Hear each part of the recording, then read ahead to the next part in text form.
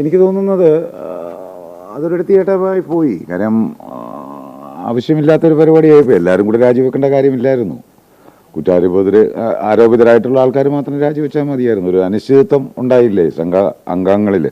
ഞാൻ അംഗമല്ല എങ്കിലും ഞാനും കൂടെ ഒരു സ്ഥാപക അംഗമായ ഒരു സംഘടനയാണല്ലോ. അപ്പോൾ തീർച്ചയായിട്ടും അതിൻ്റെ ഒരു വിഷമം എനിക്കുണ്ടാവും. ആ വിഷമം ഞാൻ പ്രകടിപ്പിക്കുന്നു.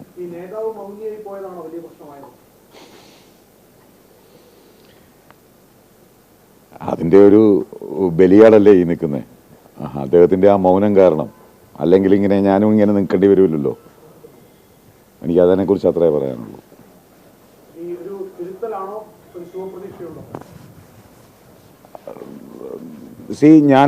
ഞാനത് ഈ സംഘടന തുടങ്ങി 94 തുടങ്ങി. എനിക്ക് എൻ്റെ ഓർമ്മ ശരിയാണെങ്കിൽ 94, 3, 97 തോന്നുന്നു. അന്ന് കൂടിയ ജനറൽ ബോഡിയിൽ ഞാൻ, മഹേഷ്, ഇടവേള ബാബു, പിന്നെ ഒരാളും കൂടെ ഉണ്ട്. ഞങ്ങളെല്ലാവരും കൂടി യുവ തുർക്കികൾ എന്നും പറഞ്ഞ്, തിരുത്തൽവാദികൾ എന്നും പറഞ്ഞുകൊണ്ട് അന്നത്തെ പ്രമുഖ പത്രങ്ങളിലെല്ലാം ഫ്രണ്ട് പേജിൽ മധുസാറായിരുന്നു അന്ന് പ്രസിഡൻ്റായിട്ട് വന്നത്. അങ്ങനെ വന്നതാണ്.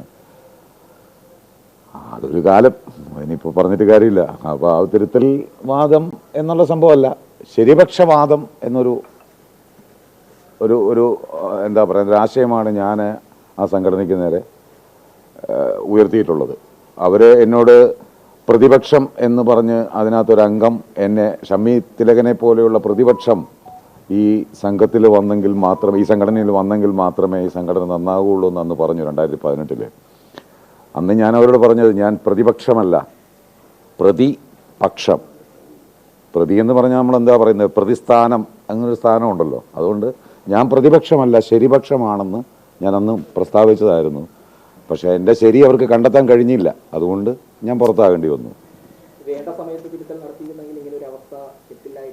അല്ല, അത് പറയേണ്ട കാര്യമില്ലല്ലോ സാർ. നമ്മൾ തെറ്റ് ആര് ചെയ്താലും, ഇപ്പോൾ ചെറുതായിക്കോട്ടെ വലുതായിക്കോട്ടെ, ഇന്നയാളെന്നൊന്നുമില്ല. ആര് തെറ്റ് ചെയ്താലും ആ തെറ്റ് തിരിച്ചറിഞ്ഞ് അത് തിരുത്താനായിട്ടുള്ള ഒരു മനസ്സ് കാണിക്കുക. അതിനു വേണ്ടിയിട്ട് തന്നെയാണ് ഞാൻ ആ സംഘടനയിൽ ഞാൻ ശബ്ദമുയർത്തിയിട്ടുള്ളത്. അപ്പോൾ അങ്ങനെ ശബ്ദമുയർത്തുന്നവരെ അടിച്ചമർത്താനല്ല നോക്കേണ്ടത്. നമ്മളിൽ എന്തെങ്കിലും തെറ്റുണ്ടോ, നമ്മുടെ ശ്രീനാരായണ ഗുരു പറഞ്ഞതുപോലെ കണ്ണാടി നോക്കി നമ്മളെ അറിയുക. അതാണ് അവിടുത്തെ കുഴപ്പം.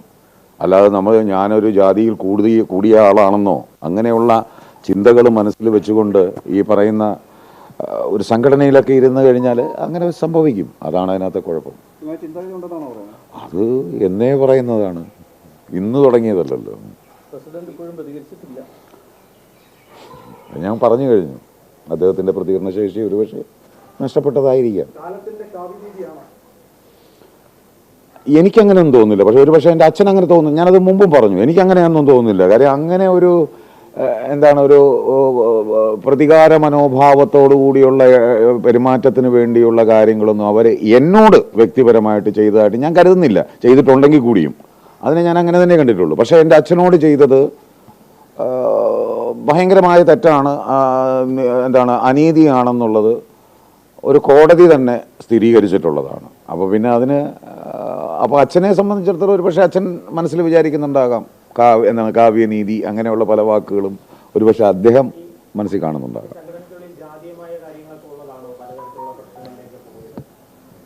സാർ, അത് ഇന്നും ഇന്നലെയും പറയുന്നതല്ല. സ്ഥാപിതമായപ്പോൾ മുതൽ അതിൻ്റെ ഒരു ജാതിമായ സംഭവം തന്നെയാണ് നടന്നു വന്നിട്ടുള്ളത്. അതിനല്ലെന്ന് പറഞ്ഞു കഴിഞ്ഞാൽ ഞാൻ സമ്മതിക്കില്ല. തെളിവ് വേണമെങ്കിൽ നമുക്ക് ഹാജരാക്കാനായിട്ട് കയ്യിലുണ്ട്, ആ രേഖ കയ്യിലുണ്ട്.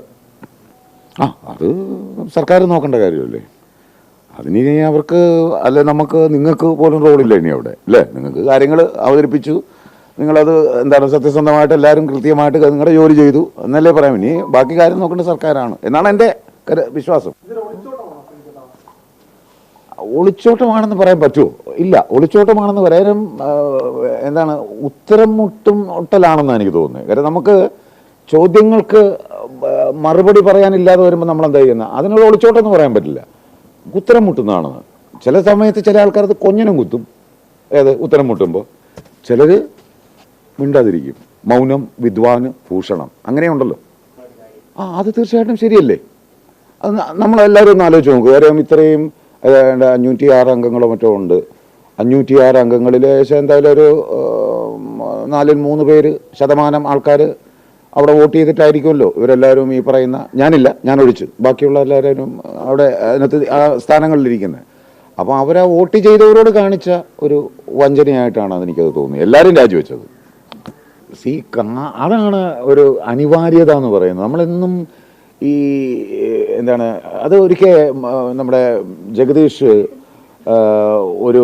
അദ്ദേഹത്തിൻ്റെ ഒരു വോയിസ് ലീക്ക് ആയ ഒരു സംഭവം മാതൃഭൂമി ചാനലിൽ കൂടിയാണെന്ന് തോന്നുന്നു. എനിക്കത് ഇപ്പോഴും നെറ്റിൽ കിടപ്പുണ്ടത്. അത് മാതൃഭൂമിയുടെ ന്യൂസിനകത്ത് ഈ അദ്ദേഹത്തിൻ്റെയും മിസ്റ്റർ ബാബുരാജിൻ്റെയും വോയിസ് ലീക്ക് ഉണ്ടായിരുന്നു. അതിനകത്ത് അദ്ദേഹം പറയുന്നുണ്ട്,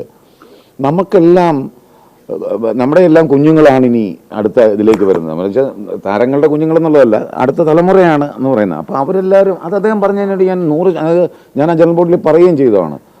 അതാണ് നമ്മളെല്ലാം കരുതേണ്ടത്. കാര്യം നമ്മൾ കഴിഞ്ഞാൽ ഈ പറയുന്ന പ്രളയം, ഞാൻ കഴിഞ്ഞാൽ പിന്നെ പ്രളയം എന്നുള്ള ആ ഒരു സംസ്കാരം, അത് സംസ്കാരമായിട്ടാണ് തോന്നുന്നത്. അതാണിപ്പോൾ കാണുന്നത്. കാര്യം അടുത്ത തലമുറയ്ക്ക് വേണ്ടിയിട്ടുള്ളതാണ്. അവരാണിത് നീതി ചെയ്യേണ്ടത്. അപ്പോൾ അവർക്ക് നമ്മൾ എച്ചിലാക്കി വെച്ചിട്ടാണോ പോകേണ്ടത് ഈ ഒരു പ്രസ്ഥാനം അല്ലെങ്കിൽ ഈ ഒരു ഇൻഡസ്ട്രി? അത് നമ്മൾ എച്ചിലാക്കി വെക്കരുത്. അവർക്ക് നല്ല ഫ്രഷായിട്ട് അത് ഉപയോഗിക്കത്തക്ക രീതിയിൽ നല്ല ഒരു അവസ്ഥയിൽ അതിനെ കൈമാറണം. ആ കൈമാറേണ്ട സമയമാണ് ഇപ്പോഴെന്നാണ് എനിക്ക് തോന്നുന്നത്. മഹേഷിനെതിരെ പരാതികൾ ആവർത്തിക്കുകയാണ്. ഇപ്പോൾ ഈ MLA സ്ഥാനം രാജിവെക്കണമെന്ന ആവശ്യം വലിയ രീതിയിൽ ഉയരുന്നുണ്ട്. പ്രതിപക്ഷ സംഘടനകൾ അടക്കം ഉയർത്തുന്നു. എത്ര പരാതികൾ? 3 ഇതുവരെ 3 വന്നു മുകേഷിനെതിരെ. ഇനി വരാനുണ്ടെങ്കിലോ? അപ്പോൾ നമ്മൾ അന്നേരം പറഞ്ഞാൽ പോരെ? അല്ല, എനിക്ക് തോന്നുന്നില്ല, എനിക്കറിയില്ല. ഞാൻ ചോദിച്ചാണ്. കാര്യം അതിങ്ങനെ വന്നുകൊണ്ടിരിക്കുക. അപ്പൊ എന്താ അല്ല ആയിരിക്കാം, അല്ലായിരിക്കാം. അതൊക്കെ സർക്കാരല്ലേ അത് തീരുമാനിക്കേണ്ടത്. അതിനെക്കുറിച്ച് എനിക്ക് അല്ല, ഈ സാഹചര്യത്തിന്റെ ഒരു പോക്ക് കണ്ടിട്ട് അങ്ങനെ ഇനി വരാമോ എന്നുള്ള കാര്യം നമ്മൾ രാവിലെ എഴുന്നേൽക്കുമ്പോൾ എനിക്കൊന്നും അറിയില്ല. ഞാൻ ഈ രാജ്യത്തേ ഉള്ളതിനല്ല, സത്യമാണ്. വരണം. അത് ഒരു പുതിയ അതിനകത്ത് അവരുടെ ബൈലോയിൽ തന്നെ ഉണ്ടത്. നേതൃനിരയിൽ വരണമെന്നുള്ളത് ബൈലോയിൽ തന്നെ പറയുന്നുള്ളത്. അത് വരണം. അതിനകത്ത് എന്താ തെറ്റ്? അത് വരണം. ധാർമ്മികത നല്ലതാണ്, അത് അത്യാവശ്യമുള്ള കാര്യമാണ്. അതെ, അത് ഞാൻ എന്ത് പറയാനാ അതിനൊക്കെ? എനിക്ക് സത്യസന്ധ